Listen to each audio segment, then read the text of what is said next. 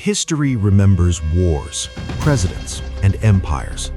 But sometimes, history turns on the courage of one person. She was born enslaved, illiterate, hunted. Yet she became one of the most dangerous people in America, not to citizens, but to the system that profited from chains. Slave catchers put a price on her head. Plantation owners feared her name. Her name was Harriet Tubman, and she didn't just escape slavery, she went back again and again and again. Born into chains. Harriet Tubman was born around 1822 in Maryland, into a world where freedom was illegal for her. She was owned, sold, and rented like property. Her childhood was not childhood at all. From an early age, she was forced into brutal labor. She was beaten for mistakes, punished for slowing down. As a teenager, a violent blow to her head left her with lifelong pain and sudden blackouts. But something else happened that day. Harriet later said she began experiencing powerful visions, a deep spiritual conviction that guided her actions. While others learned to survive, Harriet learned to endure. The decision to run.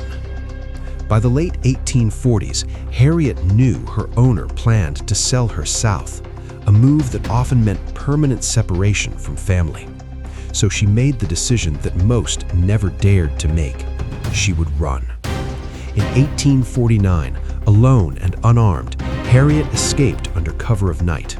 She followed rivers instead of roads. She hid in forests and swamps. She moved only when the stars allowed it.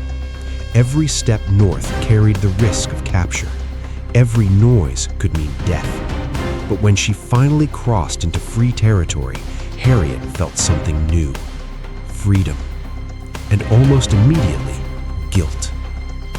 Going back into hell. Harriet realized freedom meant nothing if she left others behind, so she went back, again and again and again. She became a conductor on the Underground Railroad, a secret network of safe houses, codes, and allies. Over nearly 9 years, Harriet made around 19 return missions into slave territory. She led families, children, and the elderly through darkness and danger. She carried a pistol, not for enemies, but to prevent panic that could endanger the group. She never lost a single person. Slave catchers called her Moses, and like the biblical figure, she led her people out of bondage. America goes to war. When the Civil War erupted, Harriet did not step aside. She stepped forward. She worked for the Union Army as a nurse, scout, and spy. She gathered intelligence behind Confederate lines. In 1863, she helped plan and guide the Combahee River Raid, which freed more than 700 enslaved people in a single night. It was the first military operation in U.S. history led by a woman. Harriet Tubman had gone from fugitive to military strategist. Forgotten by the nation.